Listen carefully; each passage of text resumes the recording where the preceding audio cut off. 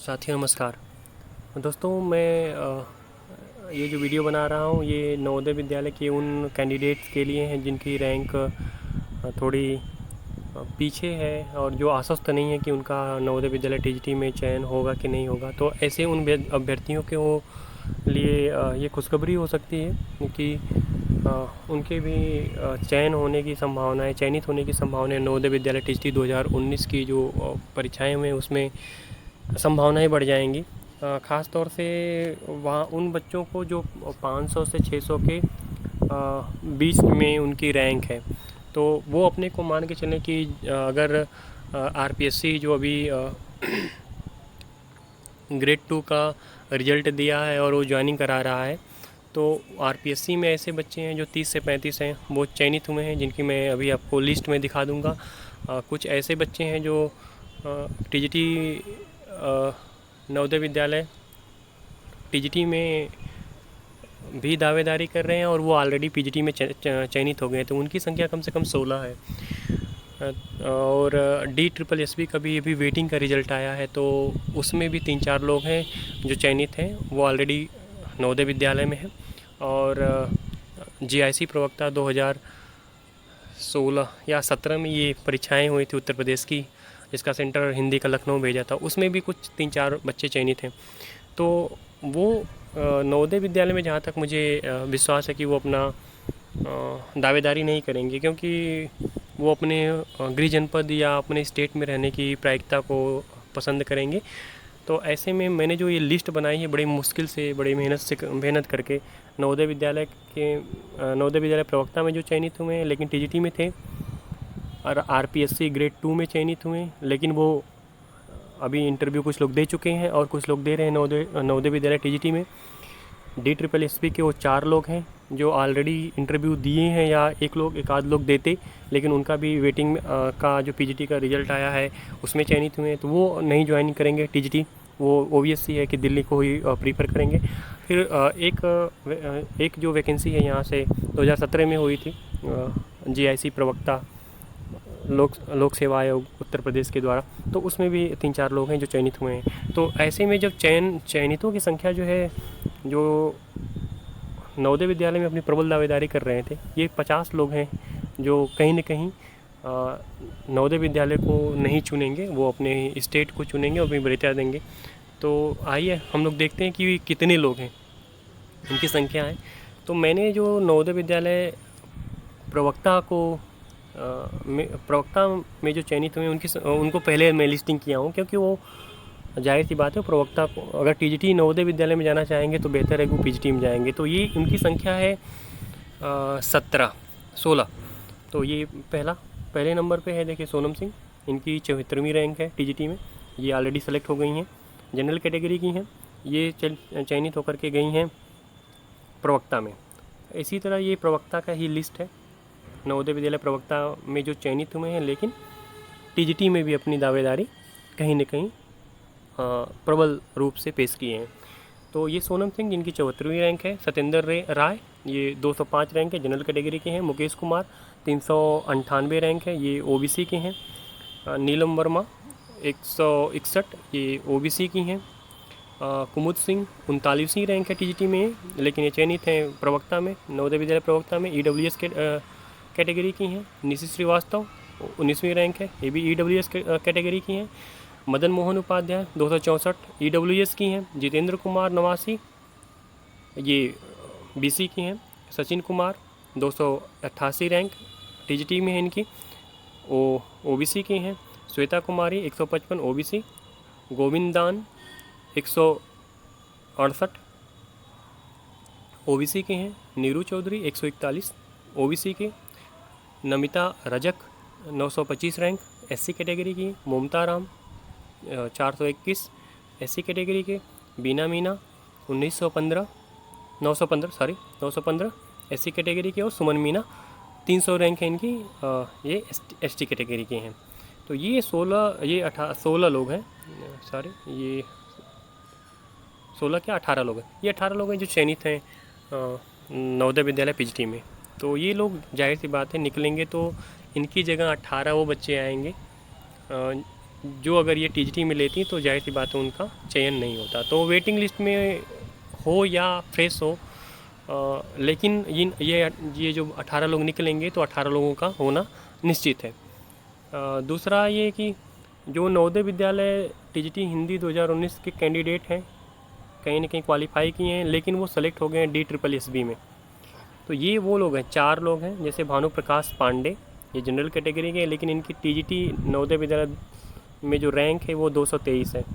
Prakash Chand 589 rank है, OBC के हैं। ज्योति मौर्य 157वीं रैंक है, ओबीसी की हैं ये। और राम विराज मीना ये 604 रैंक है, जो एससी कैटेगरी के हैं। तो ये चारों लोग जो है दिल्ली अधीनस्थ में चयनित हैं। तो दिल्ली अधीनस्थ में चयनित है, जाहिर की बात है कि ये लोग नवोदय विद्यालय के बराबर पेमेंट देता है या उससे ज़्यादा देगा, और जो इनका पद है वो प्रवक्ता का हो गया है, तो नवोदय विद्यालय टीजीटी को ज्वाइन नहीं करेंगे। एक शहर के रूप में दिल्ली अच्छा है, और नवोदय विद्यालय कहाँ कहाँ ये रखेगा ये कोई निश्चित नहीं है, तो ये जाहिर सी बात है 4 लोग निकलेंगे। ऐसे ही मैंने जो खोजा है, अभी जो रिज़ल्ट आया था राजस्थान पब्लिक सर्विस कमीशन से ग्रेड 2 की भर्ती हो रही है, ये 1501 पद है। इन 1501 पदों में मुझे जो जितने कैंडिडेट मिले हैं वो लगभग 30 कैंडिडेट ऐसे हैं जो नवोदय विद्यालय टीजीटी में भी चयनित हैं, लेकिन इनका चयन सितंबर में 1 सितंबर या 2-3 सितंबर से वहाँ पे काउंसलिंग शुरू हुई है, तो वहाँ पे वो लोग ज्वाइन करेंगे। और ये जितने नाम हैं उसमें से लगभग 80% ऐसे नाम हैं जो राजस्थान के लड़के हैं या कैंडिडेट हैं, वो खुद नहीं चाहेंगे कि वो राजस्थान को छोड़ के नवोदय विद्यालय के किसी पूर्वोत्तर या किसी दक्षिण भारत में जा कर के वो नौकरी करें। तो टीजीटी के समकक्ष ही नौकरियां हैं, तो वो अपने जाहिर सी बात है राज्य को प्रीफर करेंगे, प्रेफरेंस देंगे, वरीयता देंगे। तो ऐसे जो मैंने खोजा है, जो खोजने का मेरा तरीका रहा है वो तरीका रहा है डेट ऑफ बर्थ और नाम। तो ये दोनों मैच किया है, इसके बाद जब कंफर्म हो गए तभी मैंने इसको लिस्ट को तैयार किया है। तो ये पहला नाम है, जो आरपीएससी में चयनित है। मैं ये जो नाम लिखा हूँ कोई क्रम नहीं है। क्रम मतलब कहने का अर्थ है कि मैं रैंक के हिसाब से नहीं लिखा हूँ, जो नाम मुझे जैसे मिल गया उसमें उस तरह से मैं लिख दिया हूँ। टीजीटी की रैंक ऊपर नीचे है यहाँ पे, जैसे 270 तो 297 170, तो मैंने ऐसा कुछ किया नहीं है। बाद में कभी वरीयता क्रम में रैंक के हिसाब से बना दूंगा, लेकिन फिर भी नाम बहुत ज़रूरी है कि कितने लोग चयनित हो रहे हैं और कितनों को जगह मिलेगी, कितने को नौकरी मिलेगी नवोदय विद्यालय टीजीटी में। तो ये पहला जो नाम है श्रवण कुमार, ये ओबीसी के हैं, लेकिन टीजीटी में इनकी रैंक है 297। ये चयनित हुए हैं राजस्थान में, तो जाहिर सी बात है टीजीटी नवोदय विद्यालय शायद ये ज्वाइन करें। ऐसे ममता यादव 170वीं रैंक है, ओबीसी की हैं। हुकुम सिंह भाटी 334 रैंक है नवोदय विद्यालय में टीजीटी में, ये ईडब्ल्यूएस कैटेगरी की हैं। किशन लाल धाकर ये 159 रैंक लेकर के ओबीसी में हैं, ओबीसी कोटे से हैं ये। विकास मालव 107वीं रैंक है नवोदय विद्यालय में, ओबीसी कैटेगरी के हैं। विजेंद्र कुमार शर्मा 709 रैंक है, ईडब्ल्यूएस कैटेगरी के हैं। तागाराम ये 824 रैंक के हैं, जो ओबीसी कैटेगरी के हैं। सुनीता सैनी 277वीं रैंक एनबीएस टीजीटी में, ओबीसी की हैं। विनोद कुमार शर्मा 515 ईडब्ल्यूएस कैटेगरी के हैं। सुनीता 216वीं रैंक ओबीसी की हैं। जगाराम ये 213 ओबीसी के हैं। रीना उड़ावत 209 रैंक जनरल कैटेगरी की हैं। सतवीर योगी 207वीं रैंक ओबीसी कैटेगरी के हैं। चंद्रशेखर भारद्वाज ये 668वीं रैंक इनकी टीजीटी में नवोदय टीजीटी में है, ईडब्ल्यूएस कैटेगरी के हैं। ज्योत्सना कुमारी सैनी 207वीं रैंक है नवोदय विद्यालय टीजीटी में, ओबीसी कैटेगरी की हैं। Gunjan 306 OBC category. Narpat Parihar 305 OBC category. Manoj Kumar 859 rank EWS category में। अशोक 136 ओबीसी कैटेगरी में। Suresh Kumari 795 OBC category.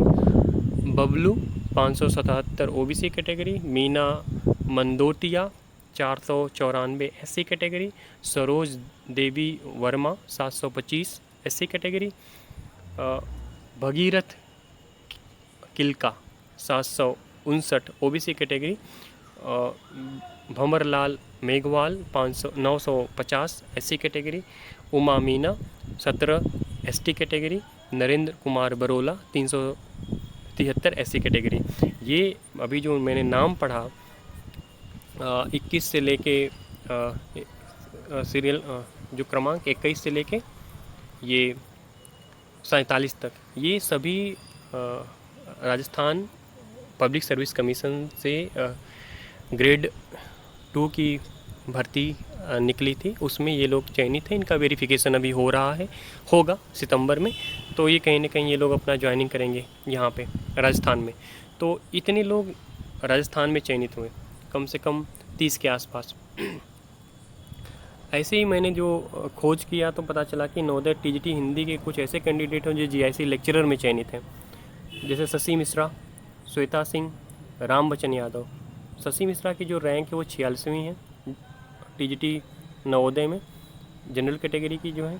Shweta Singh 132 general category की हैं। राम बच्चन यादव जिनके TGT नवोदय विद्यालय में 450वीं रैंक है, OBC के हैं। ये तीनों लोग GIC लेक्चरर उत्तर प्रदेश लोक सेवा आयोग 2017 में जो वैकेंसी हुई है उसमें ये लोग चयनित हुए हैं। तो ये 50 ऐसे लोग हैं जो नवोदय विद्यालय को कहीं न कहीं अपनी वरीयता में नहीं रखेंगे, वो अपने होम टाउन को, अपने होम स्टेट को उसको वरीयता देते हुए इस पद को छोड़ेंगे।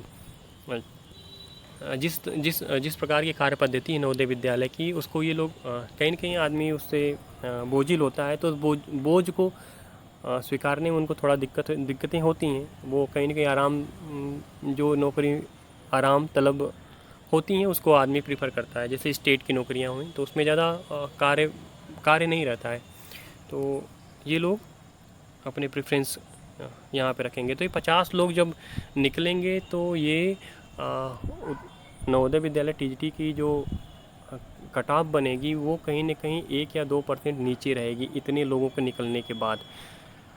आगे और सी ऐसी वैकेंसीज हैं जो उत्तर प्रदेश क्लियर करेगा तो शायद और भी इसमें चयनित बच्चे मिले। जैसे 69,000 जब कभी भी चयनित होगी तो सबसे ज़्यादा जो लड़के चयनित होंगे वहाँ पे, तो नवोदय विद्यालय को ये लोग कहीं न कहीं छोड़ेंगे। जैसे ही उत्तर प्रदेश TGT PGT का जब 2016 की भर्ती पूरी होगी, जो प्रक्रिया में भी चल रही है, जिसका इंटरव्यू चल रहा है, शायद अक्टूबर में हिंदी का इंटरव्यू हो, तो उसमें भी अगर ये लोग चयनित होंगे तो वहाँ पे नवोदय को प्रीफर नहीं करेंगे। तो ऐसे में भी नवोदय विद्यालय के कट ऑफ को नीचे जाने की उम्मीद है और ज़्यादा से ज़्यादा कैंडिडेट को चयनित होने का मौका मिलेगा। तो ऐसे ही मेरा ये एक प्रयास है जो जारी है। जहाँ भी रिज़ल्ट आता है तो मैं खोजने का कोशिश करता हूँ कि कितने बच्चे हैं जो नवोदय विद्यालय TGT में अपनी दावेदारी किए हुए हैं और लेकिन अब उसको छोड़ रहे हैं या नहीं लेंगे, जो संभावनाएं बनी हुई हैं। तो ऐसे को देखते हुए दोस्तों ये 50 लोगों को मैंने अब तक में सर्च करके देखा था, जिसे आप लोगों के सामने लाया हूँ, ताकि वही बच्चे जो थोड़ा तनाव में हैं, जिनका रैंक बहुत पीछे है, तो उनके लिए जाहिर सी बात है एक कुछ खुशखबरी देने वाली होगी ये बातें हैं। या